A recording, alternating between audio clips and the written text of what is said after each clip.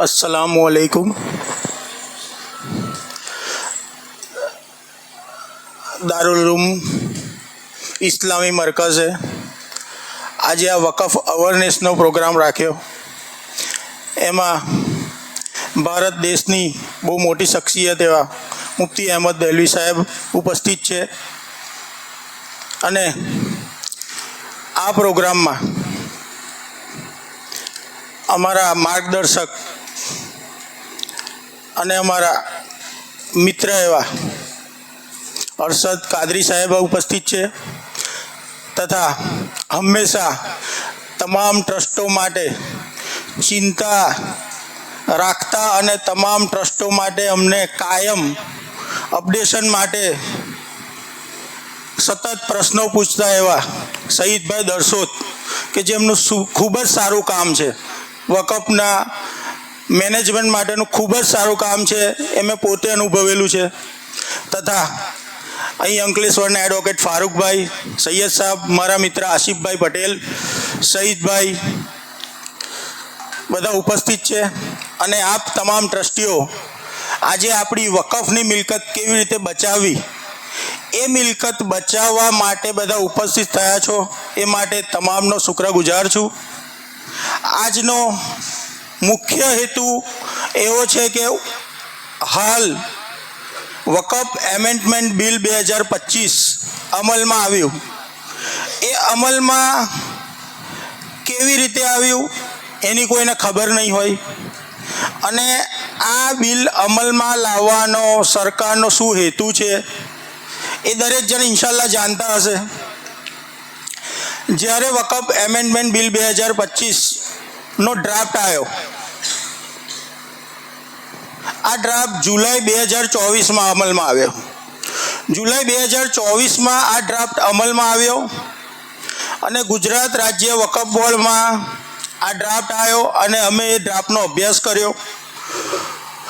तो आ ड्राफ्ट में मुख्य एक आपणाने नुकसान करता एवी वस्तु हती सेक्शन 3R।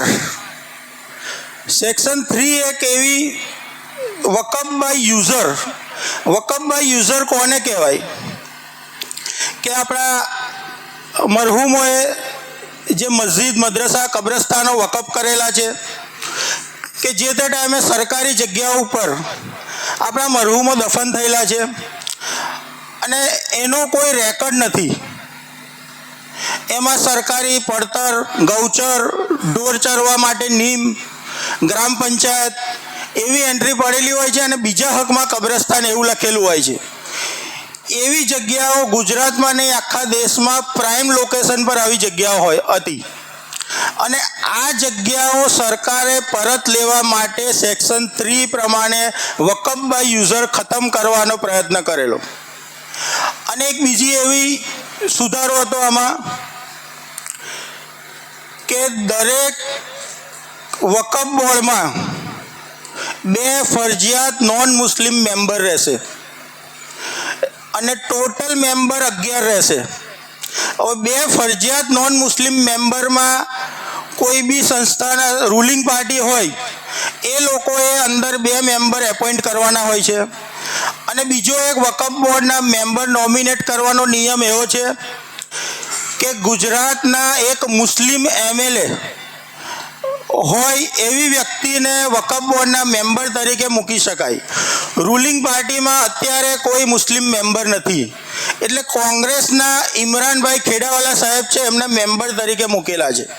तो आ नवा कायदा में फरजियात मुस्लिम एमएलए होवुं ए मुस्लिम शब्द डिलीट करी नाख्यो छे एटले रूलिंग पार्टी एमनो एमएलए मूकी शके छे मेम्बर में। 11 मांथी 3 नॉन मुस्लिम थया। चौथो फरजियात एक MP category member of parliament संसद सभ्य फरजियात मुस्लिम होवो जोईए अने मुस्लिम ना होय तो माजी होय जे अगाऊ जी पूर्व संसद सभ्य होय एवानी निमणूक करवानी एवं पहला कायदो हतो पण 2025 ना सुधारामां एमां मुस्लिम शब्द डिलीट करी नाख्यो એટલે 4 मेम्बर नॉन मुस्लिम थया। रूलिंग पार्टी नो अत्यारे एक पण मुस्लिम संसद सभ्य गुजरात में नहीं। 4 એવા થયા. હવે 5મો એક નિયમ એવો છે કે બાર કાઉન્સિલ ઓફ ગુજરાત આખા ગુજરાતના વકીલોની માતૃ સંસ્થા, એમાંથી ફરજિયાત એક મુસ્લિમ વકીલ હોય એને વકફ બોર્ડના મેમ્બર તરીકે અપોઇન્ટમેન્ટ આપી. તો એમાંથી પણ મુસ્લિમ શબ્દ ડિલીટ કરી નાખ્યો નવા કાયદામાં, એટલે ફરજિયાત 5 નોન મુસ્લિમ આવી જશે. 6થો એક મેમ્બર સરકારમાં જે નોકરી કરતો હોય જોઈન્ટ સેક્રેટરી કક્ષાના, એવી વ્યક્તિ ફરજિયાત મુસ્લિમ હોવી જોઈએ. એમાં અત્યારે અમારા board મેમ્બરમાં joint secretary Sabanaben Qureshi કરીને સેવા આપે છે. હવે આમાં પણ મુસ્લિમ શબ્દ ડિલીટ કરી નાખ્યો નવા કાયદામાં, એટલે ફરજિયાત 6 મેમ્બર નોન મુસ્લિમ એ લોકો લઈ શકે. 11ની કમિટી બને ને 6 નોન મુસ્લિમ આવે એટલે ચેરમેન પણ નોન મુસ્લિમ બને. હવે આપણા જે અલ્લાહના ફજલો કરમથી સુપ્રીમ કોર્ટમાં આ એક્ટને રદ કરવા માટે એક પિટિશન ફાઇલ કરવામાં આવી. એ પિટિશનમાં મુખ્યત્વે રજૂઆત આ બધી જ હતી કે અમારી સંસ્થાઓ મુસ્લિમ શરિયત મુજબ ચાલે છે, એમાં નોન મુસ્લિમનું ઇન્વોલ્વમેન્ટ ના હોવું જોઈએ. બીજી વસ્તુ કે વકફ કરનાર 5 વર્ષ સુધી ઇસ્લામ ધર્મ પાળનારો હોય એ જ વકફ કરી શકે. હવે આપણી જેટલી પણ મિલકતો હતી ઇસ્લામ ગુજરાતમાં કે દેશમાં 500-600 વર્ષ પહેલાં આવેલું, એના પહેલાં લોકો ગેર મુસ્લિમ હતા અને પછી કલમો પડીને મુસ્લિમ થયેલા મોગલોના સમયમાં. હવે આપણે એવું સાબિત કેવી રીતે કરી શકીએ કે આ વ્યક્તિએ આ સંસ્થા વકફ કરી છે, એ વકફ કરનાર 5 વર્ષ મુસ્લિમ ધર્મ પાળેલો છે, એવું આપણે સાબિત કરી શકવાના જ નથી. એટલે આખા દેશની 70%થી વધુ પ્રોપર્ટી લિટિગેશનમાં આવી જાત. જેમ યુપીમાં અયોધ્યામાં જે દાવો થયો કે અહીંયા ફલાણા વ્યક્તિની જન્મભૂમિ હતી, એવી જ રીતે આખા ઇન્ડિયામાં આવા લિટિગેશનો ઊભા થાત. પણ અલ્હમ્દુલિલ્લાહ અલ્લાહના ફજલો કરમથી નામદાર સુપ્રીમ કોર્ટે ફરજિયાત 3 મેમ્બરથી વધારે નોન મુસ્લિમ ના હોઈ શકે એવો એક ચુકાદો આપ્યો.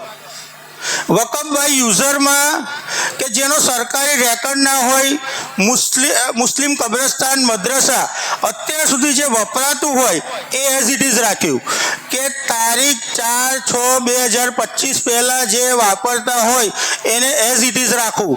એના પછીની પ્રોપર્ટી હોય તો એ કન્સિડર નહીં ગણાય, એના પહેલાંની વકફ બાય યુઝરની માન્યતા. એટલે અલ્હમ્દુલિલ્લાહ આપણી 70થી 80% પ્રોપર્ટી બચી જશે. ફરજિયાત 5 વર્ષ મુસ્લિમ ધર્મ પાળેલો હોય એવી વ્યક્તિ વકફ કરી શકે, એના પર બી સુપ્રીમ કોર્ટે સ્ટે આપી દીધો. જે તે વખતે નવો એમેન્ડમેન્ટ એક્ટ આવ્યો એ વખતે અમે રિટર્નમાં જે આના અધ્યક્ષ હતા જગદંબિકા પાલ સાહેબ, એમને અમે ગુજરાત વકફ બોર્ડ તરફથી એક આપણા ઇમરાનભાઈ ખેડાવાલા સાહેબ અને રણજીતસિંહ રાઠોડ સાહેબ 3 મેમ્બર છે, એમને આ એક્ટ લાગુ ના થાય એના માટે વાંધા રિટર્નમાં અમે દિલ્હી મોકલેલા. ત્યારબાદ ગુજરાતમાં આખી જેપીસી કમિટી આવેલી, જોઈન્ટ પાર્લામેન્ટ કમિટી આવી. એ વખતે પણ અમે રૂબરૂ રજૂઆત કરી હતી અને વાંધો રજૂ કર્યો હતો કે આ એક્ટ અમારી જમીનોને, અમારી સંસ્થાઓને, અલ્લાહની મિલકતોને ખૂબ જ નુકસાન થાય તેવો છે, તો આ એક્ટ લાવવામાં ના આવે. પરંતુ તે છતાં પણ લોકસભામાં આ એક્ટ પસાર થઈ ગયો અને સુપ્રીમ કોર્ટે આપણાને જે રાહત આપી, અલ્લાહનો બહુ મોટો અહેસાન છે. નહીં તો મારા માનવા મુજબ 80% પ્રોપર્ટી એવી છે જેનો કોઈ રેકોર્ડ જ નથી આપણા વકફ પાસે. હવે આ જે એક્ટ આવેલો છે, ઘણા લોકોને એવો પ્રશ્ન થતો હશે કે આ એક્ટ મુજબ આપણે ઉમ્મીદ પોર્ટલમાં આપણી પ્રોપર્ટી દાખલ કરીશું તો આપણી પ્રોપર્ટી સરકાર લઈ લેશે. એવું કશું જ નથી. આ ઉમ્મીદ પોર્ટલ લાવવાનું ખાલી આપણા મુસ્લિમ સમાજના લોકોને ગેરમાર્ગે દોરનારું છે એવું મારું માનવું છે. કારણ કે ઉમ્મીદ પોર્ટલમાં તમારે ડેટા એન્ટ્રી કઈ કરવાની છે? તમારી પીટીઆરમાં જે પ્રોપર્ટી નોંધાયેલી છે એ પ્રોપર્ટી તમારે ઉમ્મીદ પોર્ટલમાં નોંધણી કરવાની છે. તો તમામ પ્રોપર્ટીની વિગત પીટીઆરમાં જે હોય એ જ દાખલ કરવાની છે. તો પીટીઆરમાં તમામ રેકોર્ડ ગુજરાત રાજ્ય વકફ બોર્ડ પાસે છે, તો ગુજરાત રાજ્ય વકફ બોર્ડ કેમ ડાયરેક્ટ એન્ટ્રી નહીં કરતું? એક પ્રશ્ન છે. પરંતુ આપણા મુસ્લિમ સમાજ લોકો બસ પેનિક ઊભું થાય એમનામાં અને કોઈ બી રીતે ગૂંચવાયા કરે, એટલે આ એક પોર્ટલનું રજિસ્ટ્રેશન માટે આ નવો કાયદો અમલમાં આવેલો છે. હવે આમાં તમે ઉમ્મીદ પોર્ટલ પર નોંધણી કરશો તો તમને શું બેનિફિટ મળશે? ઉમ્મીદ પોર્ટલ પર તમે નોંધણી કરશો તો તમારા ટ્રસ્ટીનું નામ સૌ પ્રથમ તો રજિસ્ટ્રેશન કરવાનું હોય છે, અને આપણાને જે સૌથી મહત્ત્વનો ફાયદો મળવાનો છે, આપણી મિલકતોનું રક્ષણ થશે. આપણી મિલકતોનું રક્ષણ કેવી રીતે થશે કે આ એક પ્રોપર્ટી છે 10 નંબરની. 10 નંબરની પ્રોપર્ટી દારૂલ ઇસ્લામી મરકઝના નામે 10 નંબરની પ્રોપર્ટી છે. આગળનો ભાગ કોઈક ત્રાહિત ઇસમે, મુસ્લિમે, નોન મુસ્લિમે કોઈએ દબાણ કરેલું છે. મોટા ભાગની આપણી પ્રોપર્ટીમાં દબાણ હોય છે જ, 70% પ્રોપર્ટીમાં દબાણ હોય છે જ આપણી. તો તમારે એના માટે કોઈ કેસ કરવો હશે દબાણદારને દૂર કરવા માટે, તો તમારી પ્રોપર્ટી ઉમ્મીદ પોર્ટલ પર રજિસ્ટર નહીં હોય તો તમે ભારતભરની કોઈપણ કોર્ટમાં પિટિશન ફાઇલ નહીં કરી શકો. એટલે આ પોર્ટલ પર નોંધણી ખૂબ જરૂરી છે. ઘણી જગ્યાએ એવા ઇસ્યુ આવે છે કે ગામમાં એક ટ્રસ્ટ ચાલતું હોય, એ ટ્રસ્ટમાં ગામ લોકો વિદેશથી પૈસો આવતો હોય અને ગામના આગેવાન હોય એવા લોકો હેન્ડલ કરતા હોય, પણ ગામ લોકોની જાણ બહાર કોઈએ ફેરફાર રિપોર્ટ ભરીને ગુજરાત રાજ્ય વકફ બોર્ડમાં મોકલી દીધો. ગુજરાત રાજ્ય વકફ બોર્ડમાં એ ફેરફાર રિપોર્ટ બિન તકરારી મંજૂર થઈ ગયો અને વ્યક્તિ સંસ્થા ચલાવવા માટે લાયક નથી. આખું ગામ લોકો જાણે છે કે આવી વ્યક્તિ સંસ્થા ચલાવવા માટે લાયક નથી. તો તમારી પ્રોપર્ટી કે તમારું વકફ ઉમ્મીદ પોર્ટલ પર રજિસ્ટર નહીં થયેલું હોય તો તમે એના અગેન્સ્ટમાં ટ્રિબ્યુનલમાં પિટિશન ફાઇલ નહીં કરી શકો. પછી આ જીવન તમે એવી વ્યક્તિઓને તમારે એ ટ્રસ્ટમાં ટ્રસ્ટી તરીકે રાખવા પડશે. હવે આ ઉમ્મીદ પોર્ટલ પર રજિસ્ટ્રેશન કરવાની આખરી તારીખ 5 ડિસેમ્બર 2025 છે. ગઈકાલે આખા ઇન્ડિયાની એક વિડીયો કોન્ફરન્સ હતી. એમાં સેન્ટ્રલ વકફ કાઉન્સિલના માઇનોરિટી ડિપાર્ટમેન્ટમાં કિરણ રિજ્જુ સાહેબના પીએ ને બધા હાજર હતા. અને એ વિડીયો કોન્ફરન્સમાં અમે એક પ્રશ્ન કરેલો કે ગુજરાતમાં 16,000 કરતાં વધુ ટ્રસ્ટો છે અને રજિસ્ટ્રેશન ખૂબ જ ધીમું થઈ રહ્યું છે. આટલા બધા અવેરનેસના પ્રોગ્રામ ગામે ગામ થાય છે. મેં ઓછામાં ઓછા 20 થી 25 અવેરનેસના પ્રોગ્રામમાં મેં હાજરી આપી છે, પણ તમને જાણીને આશ્ચર્ય થશે કે ગુજરાતમાં માત્ર 1750 એન્ટ્રી થઈ છે 16,000 ટ્રસ્ટમાંથી, 11% નહીં થાય. અને આજે થઈ 15 તારીખ, 20 દિવસમાં આપણે હજુ 90% કામગીરી બાકી છે. હવે એ પોસિબલ જ નથી. અમે આ બાબતની જાણ કરી માઇનોરિટી અમને સ્પષ્ટ કરી દીધું કે અભી આગે ટાઈમ મિલने की शक्यता नहीं आपको. જમિયતે ઉલમાએ હિન્દ તરફથી તેમજ અસદુદ્દીન ઓવૈસી સાહેબ તરફથી સુપ્રીમ કોર્ટમાં એક ટાઈમ એક્સટેન્શન માટે પિટિશન ફાઇલ કરવામાં આવી છે, પણ એ પિટિશનની તારીખ 28 ઓક્ટોબર 2025 હતી. એ તારીખે કોર્ટે એ પિટિશન સાંભળી નહીં સુપ્રીમ કોર્ટે, અને નેક્સ્ટ ડેટ પણ નથી આપી હજુ. એમને વર્બલી સુપ્રીમ કોર્ટે એવું કીધું કે આ જસ્ટિસ કાલે નવા શપથ લેવાના છે, જસ્ટિસ સૂર્યકાંત, એ આવશે ને એ સાંભળશે. ગવઈ સાહેબ આજે રિટાયર થાય છે અને નવા સાહેબ આવીને નવા સાહેબ સાંભળશે. હવે 5 તારીખ પછી જો આપે એની તારીખ તો કોઈ આપણા માટે લાભ નથી. અને ઇન્શાલ્લાહ આપણે બધા દુઆ કરીએ કે આ એક્સટેન્શન આપણાને બીજું 6 મહિનાનું કે વર્ષનું મળી જાય તો આપણી વકફની પ્રોપર્ટીઓ ઉમ્મીદ પોર્ટલ પર રજિસ્ટ્રેશન થઈ શકશે. નહીં તો આ 20 દિવસમાં 90% કામ પૂરું એ ખૂબ જ ચેલેન્જિંગ છે. પણ જો આ કામ 20 દિવસમાં પણ આપણે પૂરું કરવું હોય ને તો થઈ શકે છે. કેમ કે દરેક ગામમાં અમે જ્યાં જ્યાં ફર્યા ત્યાં અમે જોયું કે મુતવલ્લી જે હોય એ બહુ વધારે ભણેલા હોતા નથી, પરંતુ આપણા સમાજમાં દરેક ગામમાં, દરેક તાલુકામાં, દરેક શહેરમાં એવા છોકરાઓ હોય છે, યંગ છોકરાઓ કે જેને કોમ માટે કંઈક કરવું છે. એવા છોકરાઓની એક કમિટી બનાવે કે અંકલેશ્વર શહેરની એક કમિટી બની 5 કે 7 કે 10 છોકરાઓની, અને અંકલેશ્વર શહેરની મસ્જિદોનું કાઉન્ટિંગ કરે કે ભાઈ 20 કે 30 મસ્જિદ અંકલેશ્વર શહેરની જ છે ખાલી, અને 10 છોકરા હોય તો એ જ છોકરાએ માત્ર 3 મસ્જિદના ડોક્યુમેન્ટ ભેગા કરી અને ઉમ્મીદ પોર્ટલ પર રજીસ્ટ્રેશન કરવાનું છે. અને ઉમ્મીદ પોર્ટલ પર રજીસ્ટ્રેશન કરવાનું બહુ અઘરું નથી. આ તો બધા જે સેમિનારો થયા, લોકોને ગેરમાર્ગે દોરવામાં આવ્યા, એટલે લોકોને એવું લાગે કે આ બહુ જટિલ પ્રક્રિયા છે. કોઈ જટિલ પ્રક્રિયા નથી. જે સિમ્પલ ડેટા એન્ટ્રી કરે છે એવી ડેટા એન્ટ્રી જ કરવાની છે. ટ્રસ્ટનું નામ લખવાનું છે, ટ્રસ્ટ પાસે શું મિલકતો આવેલી છે એ લખવાની છે, ટ્રસ્ટનું આવક જાવકનો હિસાબ કેટલો છે એ લખવાનો છે. બીજી વધારાની કોઈ માહિતી નથી. તમારી પાસે રેકોર્ડ 90% તો તમારા ટ્રસ્ટમાં અવેલેબલ હશે જ. એ જ ખાલી વિગત અંદર ઉમ્મીદ પોર્ટલ પર દર્શાવવાની છે તમારે. બીજી કોઈ વિગત વધારે જટિલ નથી, કશું જ નથી. છે લેન્થથી લાંબુ છે, પણ જેને કોમ્પ્યુટરનું નોલેજ હશે એને કશું જટિલ લાગે નહીં. ખાલી ને ખાલી ડેટા એન્ટ્રી જ છે. હવે આવી રીતે ટીમ વર્ક કરીને તમે કામ કરશો દરેક તાલુકા, શહેરમાં કે ગામમાં, તો ઇન્શાલ્લાહ 90% પ્રોપર્ટી રજિસ્ટ્રેશન આ 20 દિવસમાં શક્ય છે. આપણે તો આખા ગુજરાતનું નહીં કરીએ, પણ અહીં જેટલા ભેગા થયા છે એ લોકોને હું જણાવવા માંગીશ કે ખાલી અંકલેશ્વર તાલુકા અને ભરૂચ જિલ્લા પૂરતી મહેનત કરો. તમારા ગામના જે હોશિયાર છોકરાઓ હોય, કોમ્પ્યુટરના જાણકાર છોકરાઓ હોય, એ લોકોને બહાર લાવો અને એમને કહો કે આના માટે મહેનત કરે, અને મહેનત કરશો તો જ ઇન્શાલ્લાહ રજીસ્ટ્રેશન. ભરૂચ જિલ્લાનો હું વકફ બોર્ડમાં મેમ્બર છું અને મારો જિલ્લો ભરૂચ છે. ભરૂચ પૂરતી જે કંઈ કામગીરી કરવાની હોય એ મારે કરવાની હોય છે. ભરૂચના જેટલા કેસો હોય મારે હેન્ડલ કરવાના હોય છે. તો હું તો એક કહી શકું કે ભરૂચ જિલ્લામાં 100% રજીસ્ટ્રેશન છે ઇન્શાલ્લાહ. હું એવું એક વસ્તુ કહી શકું.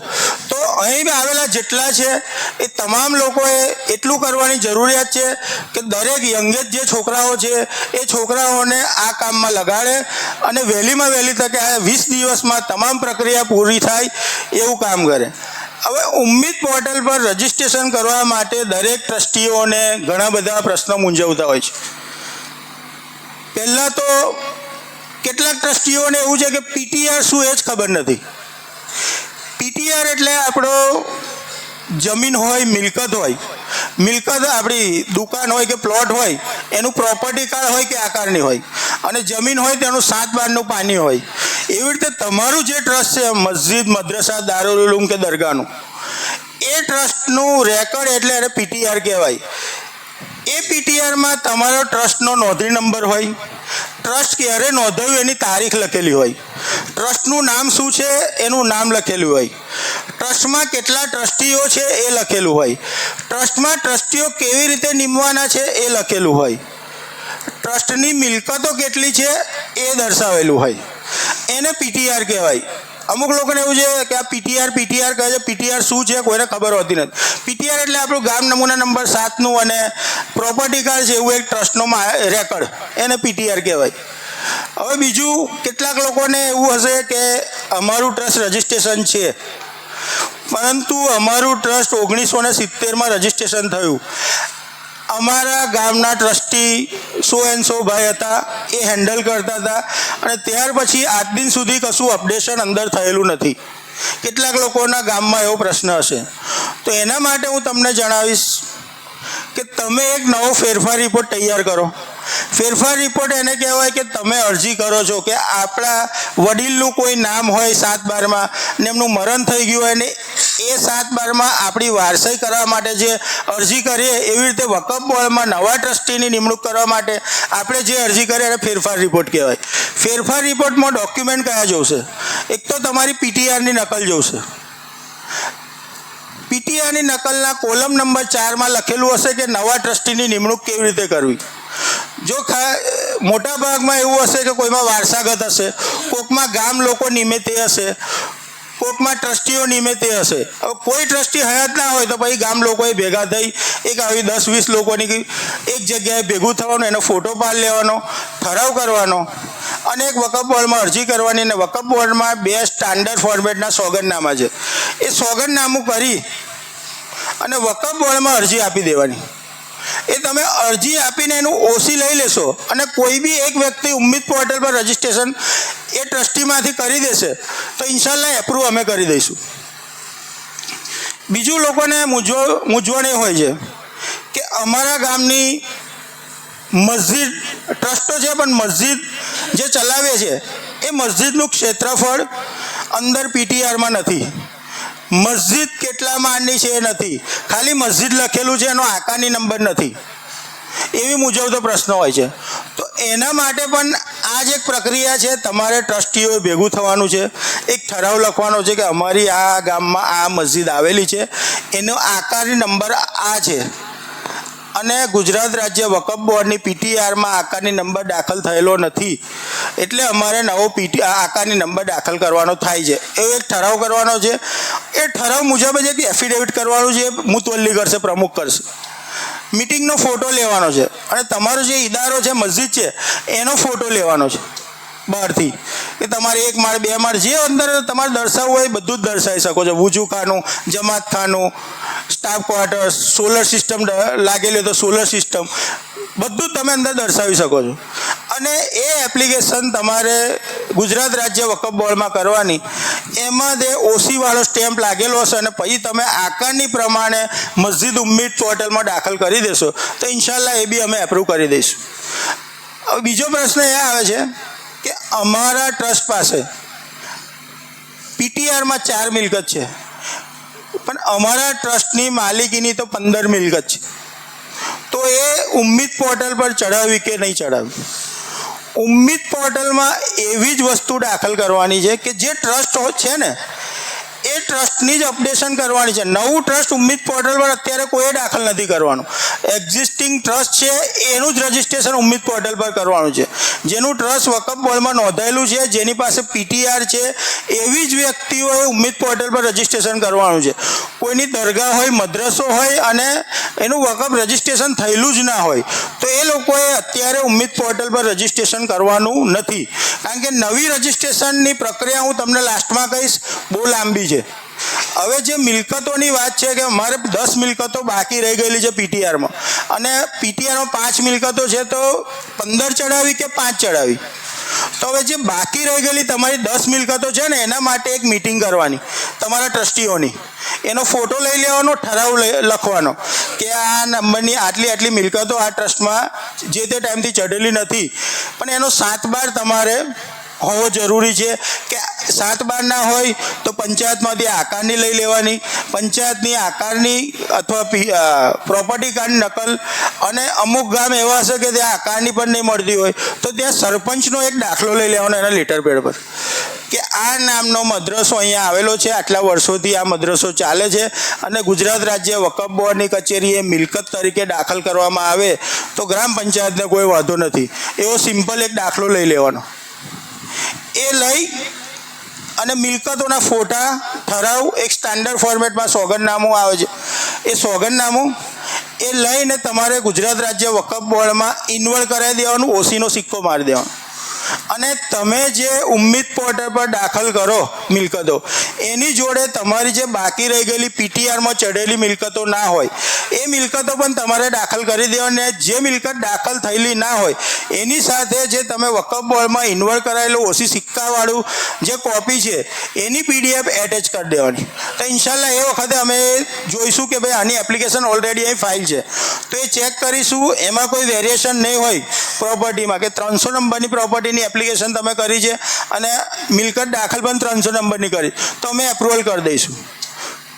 હવે ઘણી બધી જગ્યાએ, ઇવન મારા ગામમાં પણ કબ્રસ્તાન આપણે સરકારે નિયમ કરેલા હોય છે, એ પીટીઆરમાં હોતા નથી. કબ્રસ્તાન સરકારની ઢોર માટે, ચારા માટે, કે ગૌચર, ગ્રામ પંચાયત, નગરપાલિકા, એવો ઉલ્લેખ 7/12 પર થતો હોય છે.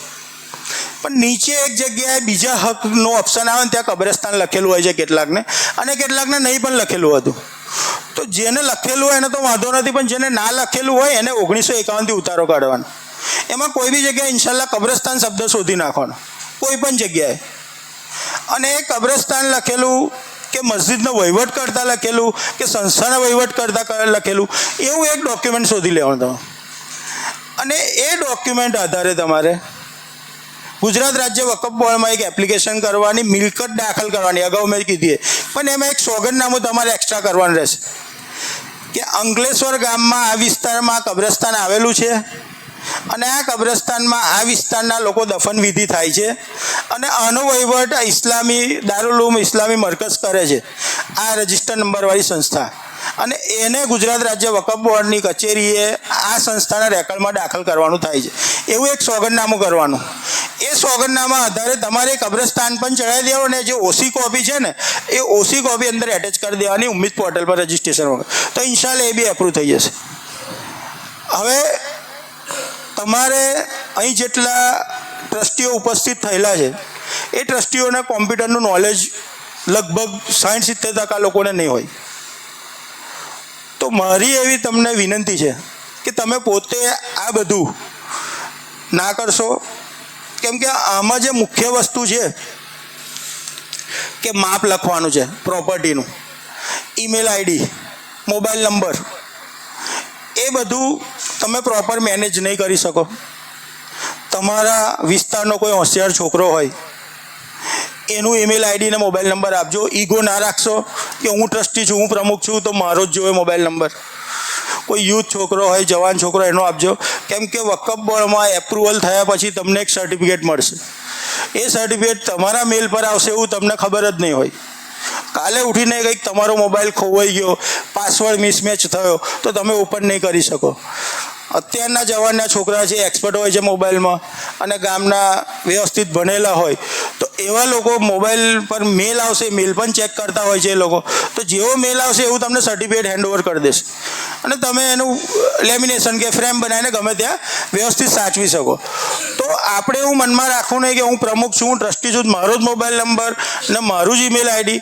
કોઈ બીજાનો પણ ગામમાં મોબાઈલ નંબર આપશો, ઈમેલ આઈડી આપશો તો પણ એવું નથી કે ભાઈ ટ્રસ્ટીનો ફરજિયાત હોવો જોઈએ. હા, એક વાત છે કે જેટલી વિગતો તમે ઉમ્મીદ પોર્ટલ પર આપો એ તમામ વિગતો સાચી આપવી જરૂરી છે.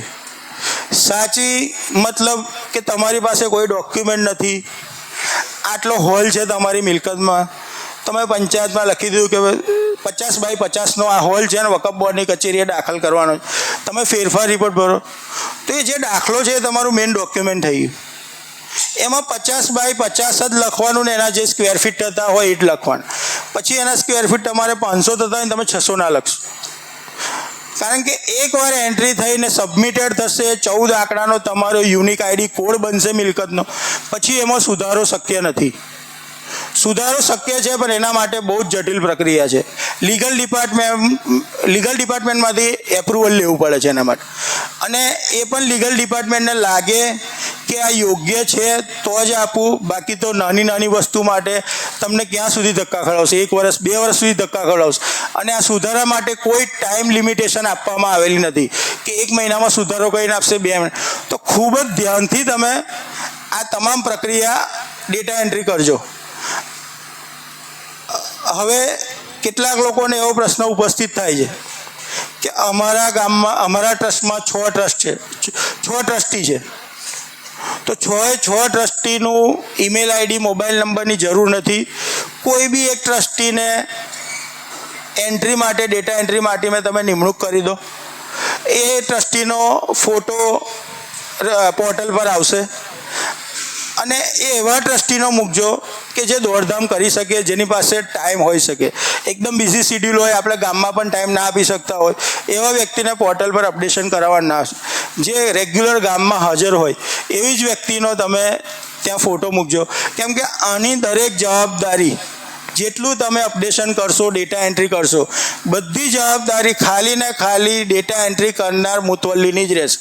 અને એમાં કોઈ ખોટું સાબિત થશે તો નવા એક્ટ પ્રમાણે સેક્શન 61 મુજબ એની સામે ફરિયાદ કરવાનો સીઈઓને જોગવાઈ છે. કોઈ બી ખોટી માહિતી તમે આપશો તો એની વિરુદ્ધ ફરિયાદ કરવાની સેક્શન 61 મુજબ અમારા વકફ બોર્ડના સીઈઓને જોગવાઈ છે. તો આવી કોઈ ખોટી માહિતી ના આવી જાય, વ્યવસ્થિત સાચી માહિતી આવે એવું ખાસ ધ્યાન રાખજો. હવે ઉમ્મીદ પોર્ટલ પર નોંધણી માટે કયા કયા ડોક્યુમેન્ટ જોઈએ એ ડોક્યુમેન્ટનું લિસ્ટ મેં અહીંયા PDF આપી છે. હમણાં ઇન્શાલ્લાહ બહાર નીકળશો તો તમને બધાને એક એક કોપી મળી જશે. અત્યારે એક એવી ગેરમાન્યતા એવી છે કે ઉમ્મીદ પોર્ટલ પર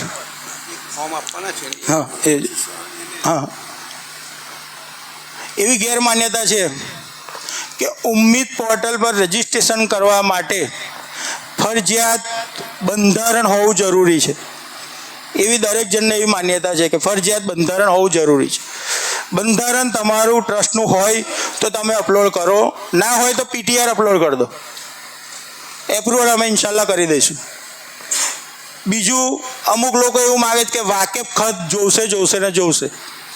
ઉમ્મીદ પોર્ટલ પર રજીસ્ટ્રેશન, આ મિલકત છે તો આ મિલકતનો વાકેફ કોણ હતો, કે આ મિલકત વકફ કોને કરી છે એની ડિટેલ વકફ ખત જોશે. તો એવું પણ જરૂરી નથી. એમાં જે વાકેફનું ઓપ્શન આવે છે એમાં નોટ એપ્લિકેબલ તમે લખી શકો છો. અને જો તમારી પાસે 51થી ઉતારા હોય અને એમાં મસ્જિદ કે આ દારૂલ ઇસ્લામી મરકઝ એવું ગમે તે લખેલું હોય તો એ બી અપલોડ કરી દેશો તો અમે ઇન્શાલ્લાહ એપ્રુવલ આપી દઈશું. વાકેફ ખત નહીં હોય તો કોઈએ ગભરાવાની જરૂર નથી. પછી હાલ ગુજરાત રાજ્ય વકફ બોર્ડમાં ઘણા લોકો ટ્રસ્ટીનું પ્રમાણપત્ર, નોંધણીનું પ્રમાણપત્ર લેવા માટે ખૂબ પડાપડી કરે છે. ગાંધીનગર સુધી ધક્કા ખાય. કોઈ જ જરૂર નથી ટ્રસ્ટીનું પ્રમાણપત્ર અને નોંધણીના પ્રમાણપત્રની. તમારી પીટીઆરમાં પાછળ નોંધણીની તારીખ ને એપ્લિકેશનની તારીખ લખેલી જ હોય છે.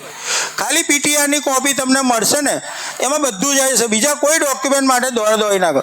ખાલી તમે તમારી મિલકતના ડોક્યુમેન્ટ જ ભેગા કરો. બીજા કોઈ ડોક્યુમેન્ટ માટે વકફ બોર્ડમાં દોડી ના કરશો. તમારો ખોટો ખર્ચો થશે, ખોટો ટાઈમ બગડશે. અને અમે ભરૂચ મુકામે શહીદભાઈ અને આસિફભાઈ લોકો રૂબરૂ ત્યાં આવેલા ગુજરાત રાજ્ય વકફ બોર્ડમાં અને રજૂઆત કરેલી કે ભરૂચ જિલ્લામાં અહીંયાથી ગાંધીનગર આવવાનું એટલે કોઈ ટ્રસ્ટી જાય એટલે 2-3 હજાર રૂપિયાનો એને ખર્ચો થઈ જાય પીટીઆરની નકલ લેવા માટે.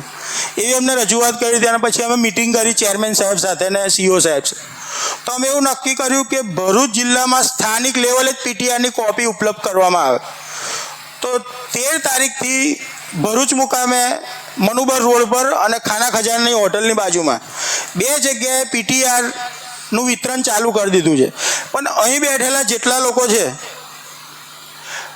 એ તમામ લોકોનો જેનો બી નંબરથી ટ્રસ્ટ ચાલુ થતું હશે એની પીટીઆર પણ આજે લઈને આવેલા છે અને અહીંયા બધાને પીટીઆર આપી દેવામાં આવશે. તો તમારે હવે સીધું તમારા પ્રોપર્ટીના ડોક્યુમેન્ટ જ ભેગા કરવાના છે. બીજું કશું ભેગું કરવાનું નથી. એ ભેગું કંઈ સીધું તમારી ઉમ્મીદ પોર્ટલ પર દાખલ થઈ જશે. અહીંયા આજે 100 ટ્રસ્ટના ટ્રસ્ટી આવે, 50 ટ્રસ્ટના. જેનો બી નંબર હોય એ વ્યક્તિઓ આજે અહીંયાથી પીટીઆર લઈને જજો. અને જેનો 0 નંબરથી પીટીઆર ચાલુ થતી હોય એ 0 નંબરવાળી પીટીઆર ઇન્શાલ્લાહ મંગળવાર કે બુધવારથી ખાના ખજાના હોટલની બાજુમાં ઉપલબ્ધ થશે. તો ત્યાંથી મેળવી લેશો. ગાંધીનગર સુધી ધક્કો ના ખાશો. ઇન્શાલ્લાહ પીટીઆરથી જ તમારું ઉમ્મીદ પોર્ટલ પર રજીસ્ટ્રેશન થઈ જશે. હવે ઉમ્મીદ પોર્ટલ પર ઓડિટની વિગતમાં આગેલી છે. કેટલાક ટ્રસ્ટો એવા હશે કે ગામમાં 5-6 જણ વહીવટ કરતા હશે, પણ જૂના જે લોકો હશે એમનું પીટીઆરમાં નામ ચાલતું હશે અને જે વહીવટ કરતા હશે એ લોકો હાલ ગામમાંથી ચંદો કરીને જ ખાલી સંસ્થા ચલાવતા હશે. એ લોકો કોઈ હિસાબ કિતાબ કે કશું કરતા નહીં હોય. એ લોકોને નોલેજ પણ નહીં હોય એવું કે આ હિસાબ કિતાબ કરાવીને ઓડિટ કરવાનું હોય છે. તો આના માટે તમારે એનમ પણ ઉમ્મીદ પોર્ટલ પર લખી દેશો કે ભાઈ 70,000 રૂપિયા વાર્ષિક આવક છે અને 70,000 રૂપિયા જ આવક છે, કે લાખ રૂપિયા આવક છે અને 70,000 જ આવક છે તો પણ ચાલશે. પણ આમાં તમે જ્યારે ઓડિટ કરાવશો ઇન્કમટેક્સ એક્ટ મુજબ 3 વર્ષ સુધી કોઈ સંસ્થાનું ઓડિટ ના થાય ને તો એ સંસ્થા કેન્સલ થઈ શકે છે. એટલે ઓડિટ કરાવવું ફરજિયાત છે. પણ હાલ 1995થી અત્યાર સુધીનું તમારી પાસે ઓડિટ ના હોય તો એવા સંજોગોમાં અને સંસ્થા પાસે પૈસો પણ ના હોય, સીએ પાસે અત્યારે ટાઈમ પણ નહીં હોય ઓડિટો કરવાનો, તો છેલ્લા વર્ષનું હમણાં ઓડિટ કરાવી લેજો તમે ખાલી અને ઉમ્મીદ પોર્ટલ પર રજીસ્ટ્રેશન કરી દેજો. બીજા જે પાછલા વર્ષોનું ઓડિટ છે એ આ ઉમ્મીદ પોર્ટલનું રજીસ્ટ્રેશન પતી જાય એના પછી તમે શાંતિથી કરાવજો. સાથે 30 વર્ષનું ઓડિટ કરાવવું ફરજિયાત નથી. છેલ્લા વર્ષનું પણ તમે ઓડિટ કરાવીને ઉમ્મીદ પોર્ટલ પર એની વિગત આપી દેશો તો પણ તમારું કામ થઈ જશે. હવે કેટલાક લોકોને એવી ગેરમાન્યતા છે કે આપણે વકફ બોર્ડમાં આટલો હિસાબ બતાવીશું તો આપણે આટલા પૈસા ભરવા પડશે. ચંદાની આવક, ડોનેશનની આવક, જુમ્માની જોલીની આવક, જેટલું પણ ડોનેશન થકી જે આવક થાય છે તેના પર 1,000 રૂપિયાની આવક હોય કે 1 કરોડ રૂપિયાની આવક હોય, વકફ ફાળો લેવામાં આવતો નથી. અને જો કોઈ ભૂલથી ગણતરીમાં કોઈનો વકફ ફાળો વકફ બોર્ડ દ્વારા માંગના નોટિસ મોકલેલી હોય તો તેવા સંજોગોમાં તમે મને જાણ કરજો, એનો હું વકફ ફાળો માફ કરી આપીશ ઇન્શાલ્લાહ. ખાલી ના ખાલી વકફ બોર્ડ દ્વારા ભાડાની ઇન્કમ, તમારી સંસ્થાની જમીનો હોય એ જમીનો તમે ગણોતમાં આપેલી હોય, એ ગણોતની જે આવક આવે એની ઉપર અને ભાડાની ઇન્કમ પર બે જ, અને બેંકનું જે તમારું થાપણો પડેલી હોય એનું ઇન્ટરેસ્ટ હોય, એટલી જ રકમ પર અમે વકફ ફાળો વકફ બોર્ડ દ્વારા વસૂલવામાં આવે છે. એમાં બી ક્રાઇટેરિયા છે કે 1 લાખ રૂપિયા સુધી 1%, 1 થી 3 લાખ સુધી 2.5%, અને 3 લાખથી ઉપર હોય તો 7%, એવો ક્રાઇટેરિયા હોય છે. પણ ચંદાની આવક લખવાથી 1 કરોડ રૂપિયા પણ ચંદાની આવક લખશો તમે તો 1 રૂપિયો ટેક્સ તમારે ભરવાનો નથી. જેની પાસે ઓડિટ ના હોય એ લોકોને એવા પ્રશ્ન થતા હોય છે કે અમારી પાસે કશો હિસાબ નથી, અમે ઓડિટ કેવી રીતે કરાય? તો સિમ્પલ એક કાગળ પર તમારે એક ચોપડો લેવાનો છે, 1995નું વર્ષ લખવાનું છે, 31/3/1995 થી 1/4/96 સુધીનો, 1/4/95 થી 31/3/96 સુધીનો. એમાં જુમ્માની જોલીની આવક એ વખતે લોકો 5 રૂપિયા 2 રૂપિયા એવા નાખતા હોય તો 200 રૂપિયા આ જુમ્માની એવું એક લિસ્ટ તૈયાર કરી દેવાનું છે તમારે. આટલા વ્યક્તિ એના મરહુમના હિસાબે સાહેબ માટે આટલા આપ્યા, એવી રીતે 25-50 હજાર કે લાખ રૂપિયા તમારે એક હિસાબ, અને એની સામે બાંગી સાહેબનો પગાર, ઇમામ સાહેબનો પગાર, મુદરીસનો પગાર, એવી રીતે માઇનસ કરીને ટોટલ કરી દેવાનું છે. અને એવી રીતે દરેક વર્ષનું તમે હાથથી લખેલું આપી અને તમે સીએને આપી દેશો તો ઇન્શાલ્લાહ એ ઓડિટ સીએ કરી દેશે, અને 1995 થી 2025 સુધી તમે ત્યાં વકફ બોર્ડમાં જમા કરાવશો તો 1 બી રૂપિયા તમારો ટેક્સ લાગે નહીં. ખાલી વકફ બોર્ડ એટલું ચેક કરશે કે તમારા જે બેંક એકાઉન્ટ છે એમાં કોઈ ઇન્ટરેસ્ટની રકમ જમા થઈ છે કે આટલા વર્ષમાં 50,000 ઇન્ટરેસ્ટ જમા થયું હોય તમારે, તે 50,000 પર 7% લગાવશે. બીજો કોઈ તમારે વકફ ફાળો લેવામાં આવતો નથી. એટલે ડોનેશન જેટલું બી આવે એટલું પૂરું બતાવતા રહો તો તમારી સંસ્થાની કેપેબિલિટી બી વધશે કે આ સંસ્થા આટલી સારી છે. હવે ગુજરાત રાજ્યમાં પ્રથમ વખત 1995 પછી વકફ એક્ટ અમલમાં આવે એની પછી અત્યાર સુધી રૂલિંગ પાર્ટીના મેમ્બરો જ બોર્ડમાં આવતા હતા. આપણા સમાજના કેટલાક આગેવાન વકીલો છે, એમની ટીમે ગુજરાત હાઈકોર્ટમાં એક પિટિશન ફાઇલ કરી. એ પિટિશન ફાઇલ કર્યા પછી વકફ બોર્ડ દ્વારા ઇલેક્શન આપવામાં આવ્યું. રાજ્ય સરકાર દ્વારા વકફ બોર્ડના મેમ્બર માટે ઇલેક્શન આપવામાં આવ્યું. એ આખા ગુજરાતમાં એક સીટ આપવા. તો એ ઇલેક્શનમાં તમે માનશો 16,000 ટ્રસ્ટોમાંથી ખાલી ને ખાલી 221 ટ્રસ્ટો જ વોટિંગના રાઇટ હતા. 221 ટ્રસ્ટ પાસે. કેમ કે 1995 થી આજ દિન સુધી ખાલી ગુજરાતમાં એટલા જ ટ્રસ્ટોનું ઓડિટ કાયદેસર હતું, જેનું કાયદેસર ઓડિટ હતું તો બીજા એમના કેસો ચાલતા હતા, દબાણના કેસો ચાલતા હતા, તકરારી કેસો ચાલતા, કોઈ બી લિટિગેશન ચાલતું હતું. ખાલી 221 જ એવા ટ્રસ્ટ હતા કે જેને કશું જ ચાલતું નહોતું, એકદમ ક્લિયર હતા. હવે આપણા માટે બહુ શરમજનક બાબત કહેવાય કે 16,000માંથી 221 જ ક્લિયર.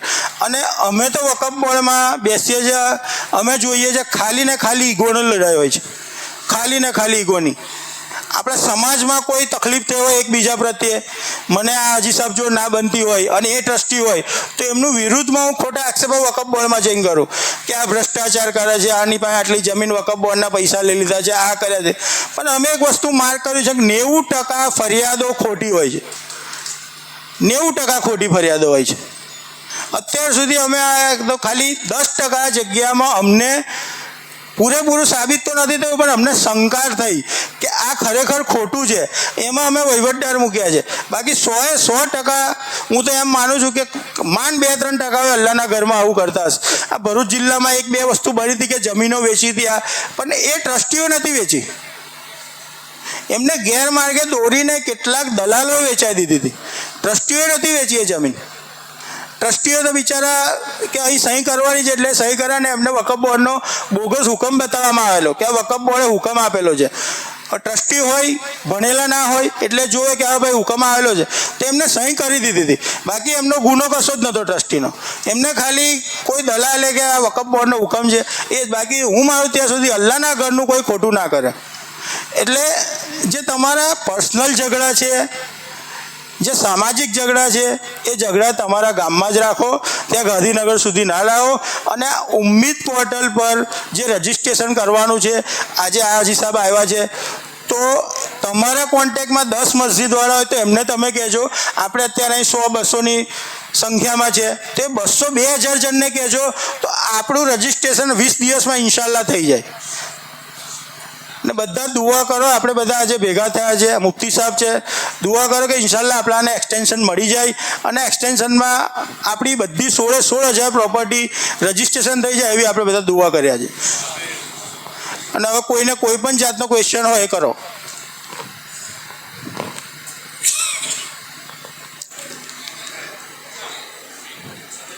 માઇક બાઇક હોય તો આપી દો ને.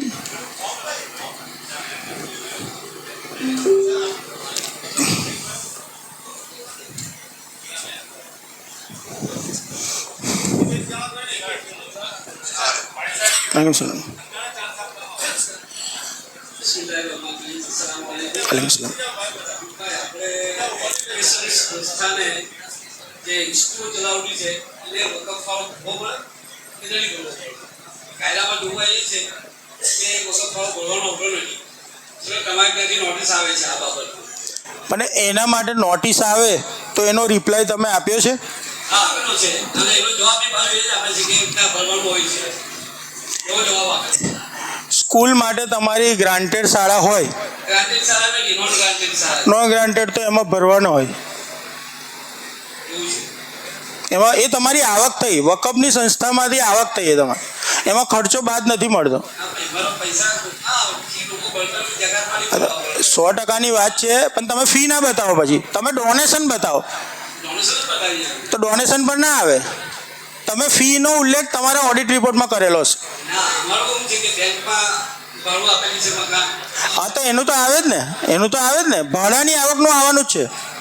ભાડાની આવક બતાવશો એની પર 7% ટેક્સ આવશે જ. શૈક્ષણિક સંસ્થાને આ બાબતમાં શૈક્ષણિક સંસ્થામાં ભાડું તો એ લે છે જ ને, વકફની પ્રોપર્ટીમાંથી ભાડું તો લે છે જ ને, એટલે આવશે જ. પણ એક્ટમાં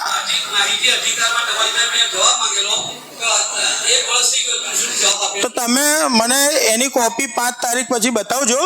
મિલકત છે ને પેલું ભાડા ગણોટની આવકના ઉપર આવે. ગણોટની આવક તમે બતાવતા હશો મિલકત.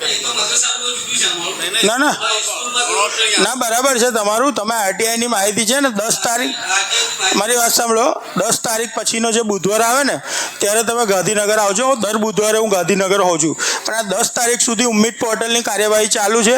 બીજા બધા કામો વકફ બોર્ડમાં બંધ કરેલા છે અમે. અને અત્યારે જેટલા ટ્રસ્ટીઓ ગુજરાતભરમાંથી આવે છે એ બધાને પીટીઆર તાત્કાલિક મળે, એટલે બધા 25 સ્ટાફ એક જ કામમાં લાગેલો છે. તો 10 તારીખ પછીના બુધવારે તમે ગાંધીનગર આવજો તો તમારી ફાઇલ જોઈ લઈશું આપણે. અંશુલા हमारे उठिया गांव हमारो અને 10 લાખની વસ્તુ છે. મસ્જિદ બી અમારા ખેતરમાં બનાવેલી છે અને કબ્રસ્તાન બી અમારા ખેતરમાં છે. હજુ ભાઈ અમે એને નોંધાયું ભાઈ નથી, હવે શું કરવું? જો ખેતીની જમીનમાં રજિસ્ટ્રેશન કરેલું હોય, અરે મસ્જિદ બનાવેલી હોય ખેતીની જમીનમાં, તો ધાર્મિક ઉપયોગ માટે કલેક્ટરની પરવાનગી લેવી પડે, સેક્શન 63 મુજબની. મારી પોતાની બી રેવન્યુની પ્રેક્ટિસ છે. 2011થી 2025 સુધી કોઈ મુસ્લિમ સંસ્થાને કલેક્ટરે પરમિશન આપી હોય મેં જોયું નથી. એટલે તમારી માલિકીની જગ્યામાં છે તો ઇન્શાલ્લાહ તમને વાંધો નહીં. તમને વાંધો ત્યાં જ આવશે કે કોઈ ગેર મુસ્લિમ તમારી વિરુદ્ધ ફરિયાદ કરે કે ભાઈ આ છે, ત્યારે તમે આ પરમિશન લીધી નથી, તમારી જમીન શરત ભંગનો કેસ થઈ શકે તમારી ઉપર અને જમીન શ્રી સરકાર દાખલ થઈ શકે. આ જ્યારે ફરિયાદ થાય, બાકી તમારી માલિકીની પ્રોપર્ટી છે એમાં તો અત્યારે તમારો એના માટે સોલ્યુશન એવું છે કે તમે જેટલી જગ્યાઓ મસ્જિદ બનાવેલી છે, તમારું ગામ અર્બન ઓથોરિટીમાં ના આવતું હોય તો તમે એટલી જગ્યા એને કરાવી દો.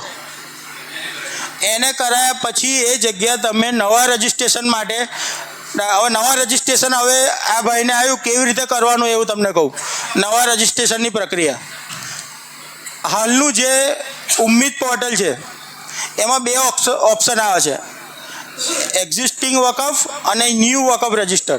તો ન્યૂ વકફ રજિસ્ટરમાં જવાનું, એમાં બધી આ રીતની ડિટેલ ભરવાની હોય છે. પણ તમારા જે જમીનના પુરાવા છે એ અપલોડ કરશો તો આખી ફાઇલ પહેલે કલેક્ટર ઓફિસમાં જશે. કલેક્ટર એનું એનઓસી આપશે.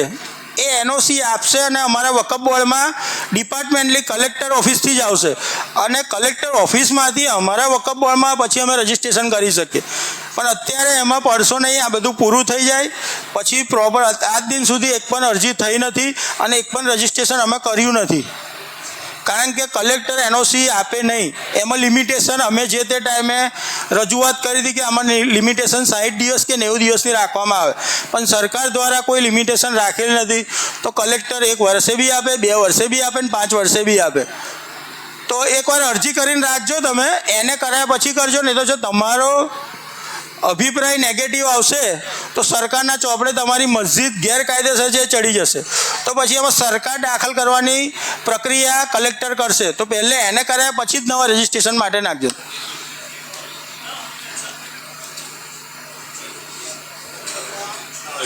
સલામ.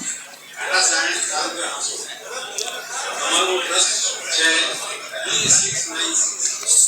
કયું કયું બી બી હા. હવે અમારે મસ્જિદ મદરેસા અને કબ્રસ્તાનનું ટ્રસ્ટ છે. એની 3 ફીટી અમારી પાસે નથી, ફીટી આવે. હમણાં આપી દેશે બહાર.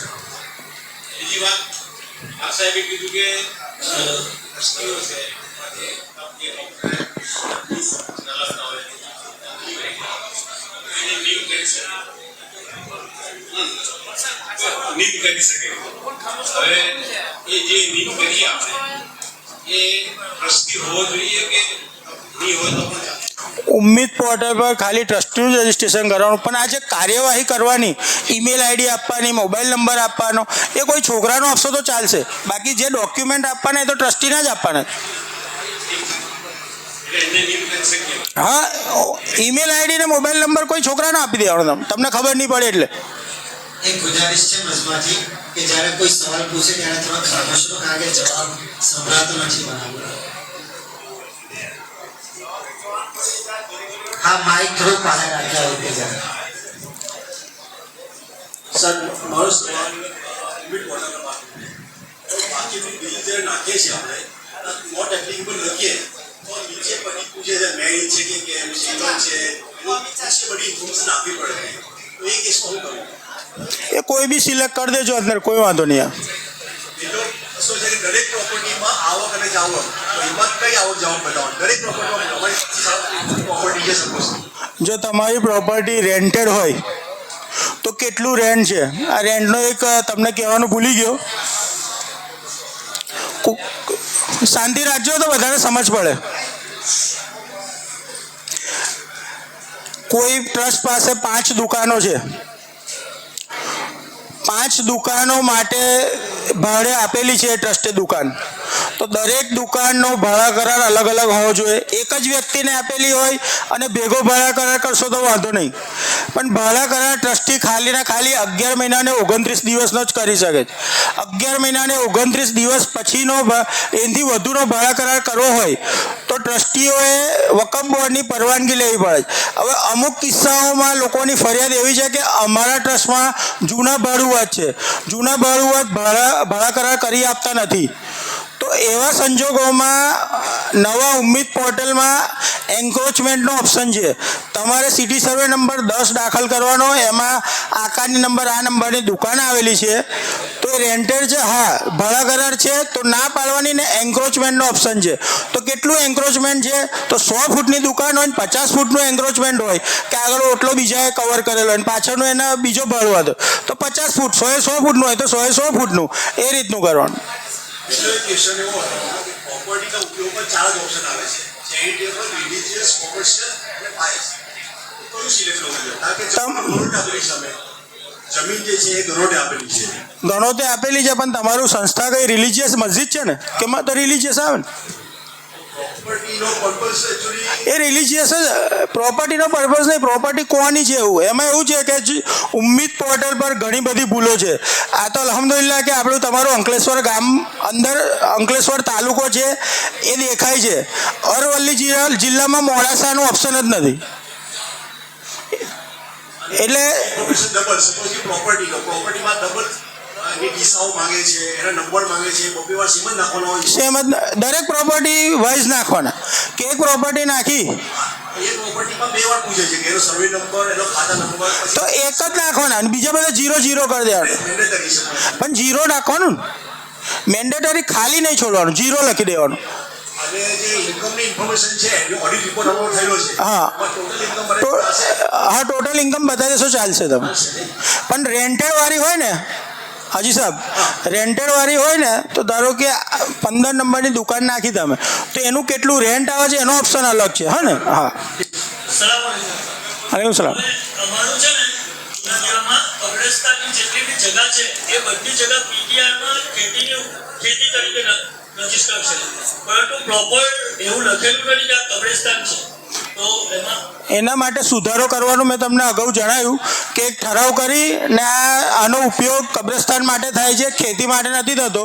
એવી તમે એપ્લિકેશન વકફ બોર્ડમાં ઇન્વોલ્વ કરાવી દેજો અને પછી કબ્રસ્તાન તરીકે દાખલ કરાવી દેજો. તો સુરતના અંદર અમારી 5 શોપ છે અને ટ્રિબ્યુનલમાં એનો કેસ ચાલે છે ગાંધીનગર ખાતે. એ કેસનો નંબર અંદર આવશે, લિટિગેશન લખવાનું તો અંદર કેસનો નંબર પૂછશે, કેસનો નંબર દાખલ કરી દેવાનો. એમાં બહુ વર્ષો જૂના ભાડું છે, ગમ કોઈ ભાડા નથી. 2013 પછી કોઈ જૂનો ભાડુઆત વકફ કાયદા મુજબ નથી. 2013ના એમેન્ડમેન્ટ પછી એટલે તમારો કેસ ચાલે છે એ કેસની ડિટેલ નાખી દેવાની અંદર. તો એનો અમારી પાસે કોઈ ટ્રિબ્યુનલમાં તમે કેસ કર્યો એનો નંબર તો હોય જ ને, એ જ નાખવાનું. કોઈ ઓડિટ નથી અમારી પાસે એક વસ્તુ. ઓડિટ કરાવો ને. તો કોઈ આવક જ નથી સાહેબ. અરે તો મને ચાલે કેવી રીતે, પગાર કેવી રીતે કરો મતલબ ઇમામ સાહેબનો?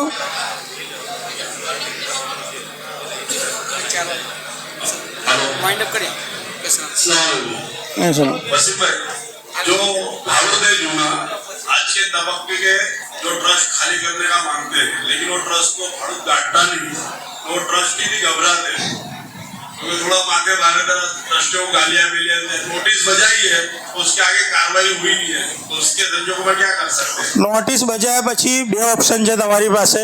એક તો સેક્શન 54 મુજબ વકફ બોર્ડમાં દબાણદારનું દબાણ ખાલી કરવા માટે અરજી કરવી પડે અને मानवीन कर सकता है, ના ટ્રસ્ટી કરી શકે, ટ્રસ્ટી કરી શકે. घबराए છે. તો ટ્રસ્ટી બીજાને પાવર આપે. पावर આપી શકે છે. હા, એ લેખિત પાવર લેખિત ઠરાવ કરવો પડે ને એક પાવર બેટરની આપવી પડે. બેંક ખાતામાંથી કરવું પડે, રજીસ્ટ્રેશન કરવું પડે કે નોટરી ચાલશે? નોટરી પણ ચાલશે પણ એક સંસ્થાનો ઠરાવ કરવો પડશે. સંસ્થાનો સંસ્થા ઠરાવ કરે, ફળિયાવાળાની 100 સહીઓ લઈ લે, અરે ખાલી ટ્રસ્ટીની લેશો તોય ચાલશે. એવું. એમાં રજીસ્ટ્રેશન ચાલશે કે પછી નોટરી ચાલશે, પાવર નોટરી ચાલશે? ચાલશે. Thank you. અસલામ વાલેકુમ. ભાઈ એક તમને ખાસ વિનંતી છે કે જે લોકોનું કામ પતી જાય, જે ચાલેલા છે, હજી બધી બહુ બધી વિગતો બાકી છે, અહીંયા તમને સમજાવશે એટલે એને ધ્યાનથી સાંભળજો. અને ત્યારબાદ તમારા માટે ચાય નાસ્તાનો બી ઇંતજામ અમારા મદ્રસાએ કરેલો છે કે કરીને જજો. અહીંયા તમને ઇંતજામ કરીશું. 1-2 સવાલ પછી અહીંયા બી તમને સમજાવશે. અસલામ વાલેકુમ. આમ સલામ. ભરૂચ જિલ્લામાં થયેલો, અત્યારે અમારો નર્મદા જિલ્લો છે, તો ભરૂચમાં જ આવશે તમારું? ભરૂચમાં જ આવશે. કંઈ ફેરફાર નહીં કરવાનો. ના. આમ સલામ. હું સલમબાનો છું. સલમબાથી આવ્યા અમે. આ ભાઈ જે મને સવાલ કર્યો એ પાટ ગામથી આવ્યા. અહીંયાથી 100 કિલોમીટર દૂર છે. એવો છે અમારી પાસે 8 વર્ષ પહેલા અમે એક મકાન લીધું જેમાં અમે નમાઝ ચાલુ કરી. અલ્હમ્દુલિલ્લાહ 200 થી 250 નમાઝી આવે છે. આજે પણ એક પોઝિશન અમારી પાસે ટ્રસ્ટ છે, ઓડિટ છે, પીટીઆર છે, બધું છે. પણ એ જે અમે મકાન લીધું છે એ ફક્ત ગ્રામ પંચાયતમાં મકાન માલિકના નામે છે. તો ગ્રામ પંચાયતમાં તમે લીધું તો 100 રૂપિયા કે 300 રૂપિયા સ્ટેમ્પ પર વેચાણ કરાર મૂળ માલિકના નામે, જેના નામની આકારની હોય એના નામેથી વેચાણ કરાર કહીને ત્યાં ટ્રાન્સફર કરાવી લો ને સંસ્થાના નામે. એટલે સંસ્થાના નામે અમે કરાવી દઈએ ટ્રાન્સફર? હા, અમે કરાવ્યું નથી. ના એ કરાવી લો. અચ્છા, એ જે જગ્યા છે એ સર્વે નંબરમાં છે, ખેતર કોલેજ. અરે પણ આકારની તો થયેલી છે ને. હા તો આકારની ટ્રાન્સફર થાય ને પંચાયતમાં. એટલે ટ્રસ્ટના નામે વેચાણ હા હા હા